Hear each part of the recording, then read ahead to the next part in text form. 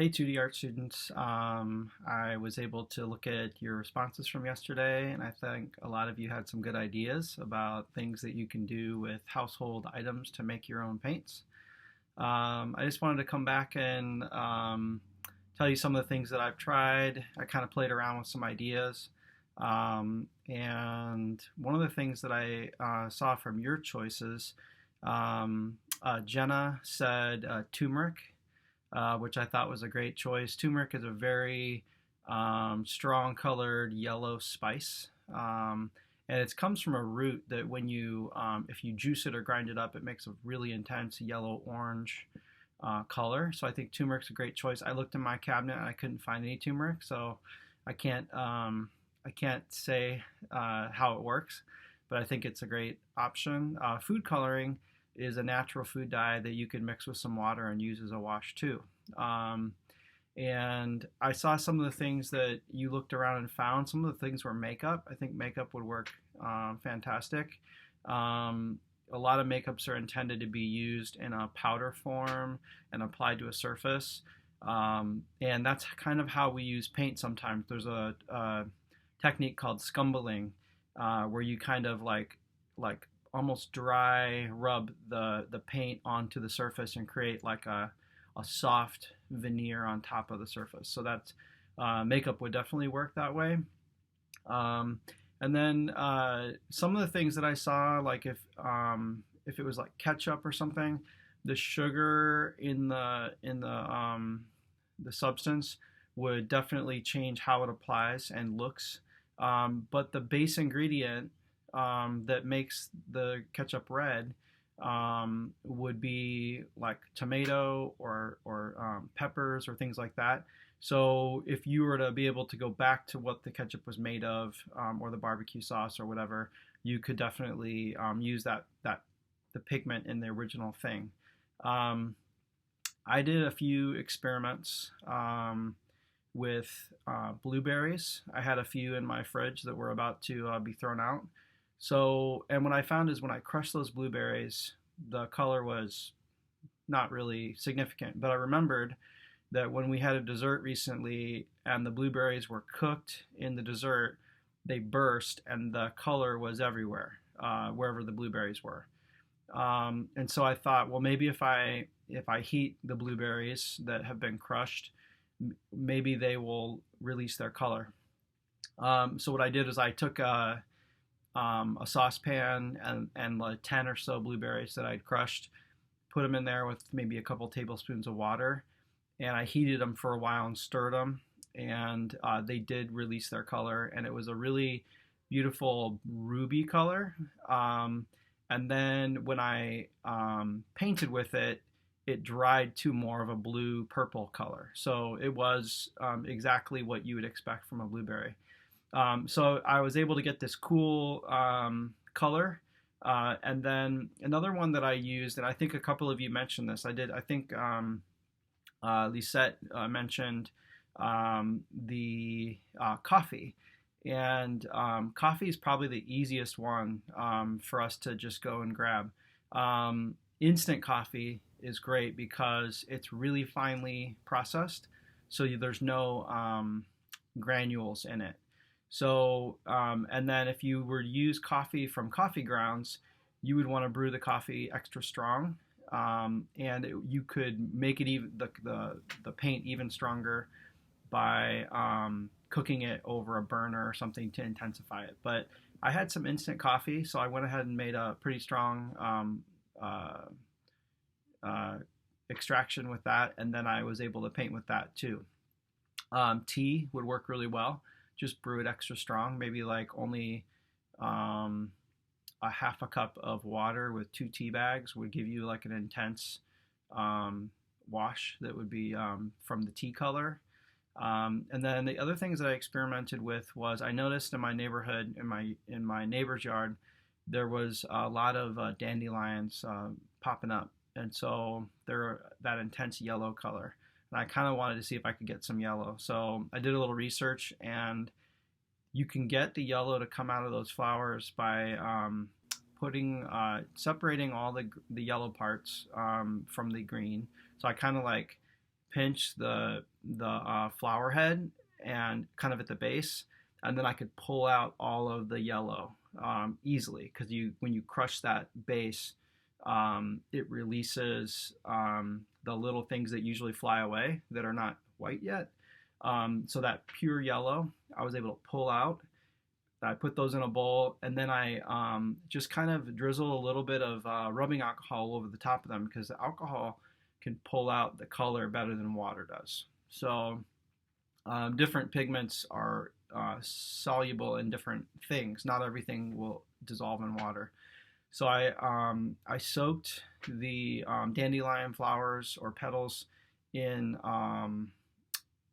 alcohol. Well, not a lot, just a little, like enough to dampen them. And I put like some plastic wrap on top to kind of like keep everything in contact with the liquid, so that it wouldn't like separate. And then I kind of like, after about 15 or 20 minutes, then I kind of squeezed it like a sponge to kind of like get the juices to go in and out of the flower petals. And eventually I just squeezed it through a paper towel, and I had this yellow liquid. It wasn't really strong because it wasn't very concentrated. So what I'm doing is I'm leaving it out to evaporate more, so that the color will intensify. And that's what I've noticed too, is that if you let some of these dry out a bit, they become more intense. And just like watercolor, you can add a little water to reconstitute them and use them again. All right, my camera froze up for a second there when it got to around 7 minutes, so maybe I'll have to cut this up a little bit. But what I was going to say is that some of these paints maybe aren't the most permanent, but the thing that I would recommend that you use for painting, if you don't have paint brushes at home, is cotton swabs, because we're just applying washes. And for washes, a cotton swab will do the job pretty well. So I'm going to do some experiments with cotton swabs so you can kind of see how I'm working. And then you can kind of like apply, use that or use a paintbrush. Another thing that you can do for paints is if you have some like basic Crayola markers at home, if you take that marker and you apply some of the color to a white plate, and then you take your paintbrush, dip it in a little bit of water, and then pick up some of that color, then you're going to be creating a wash to allow yourself to paint with that Crayola marker dye. So we're just taking something that's already wet, but it's applied with a different tool, and you're just like transferring it to a little bit more water, making a wash, and using it as a paint. So that's something to keep in mind. I did some experiments because I wanted to make sure this would work. So I made, we do some experiments with shading spheres. So I just went ahead and drew a sphere, and I started working with the coffee color, and I went ahead and shaded the sphere with the coffee color. I was using normal paintbrushes. And then as I started to work, I decided to use the blueberry as my like shadow color. So I went ahead and worked into the ground or the table the cool shadow color, which is how I would paint with normal paints as well. So with just those two colors, coffee and blueberry, I was able to get some shading and color exchange happening. And I tried to use the two colors together so that you sort of have like a two-tone painting. And what I was thinking that we could apply this to is if we draw a portrait, it doesn't have to be realistic. It can be like more cartoon or a little more expressive. I was thinking that we could then take the coffee color and go ahead and shade the face in the places where you usually have shading. Think of under the cheekbones, under the chin, under the nose, in the eye sockets. Those are the areas where you usually have the darker shadows. And then in the neck, you see this darker area.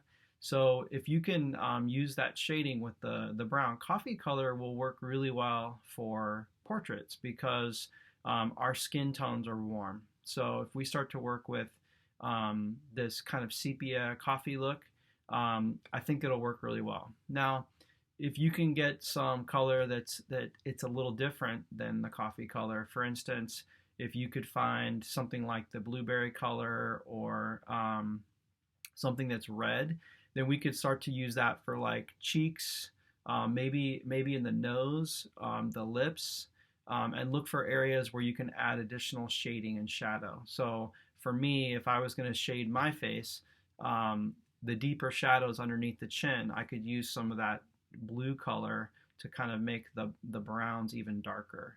So it's kind of like you're using color as shadow or color as highlight. I'm evaporating out that dandelion to get some of the yellow.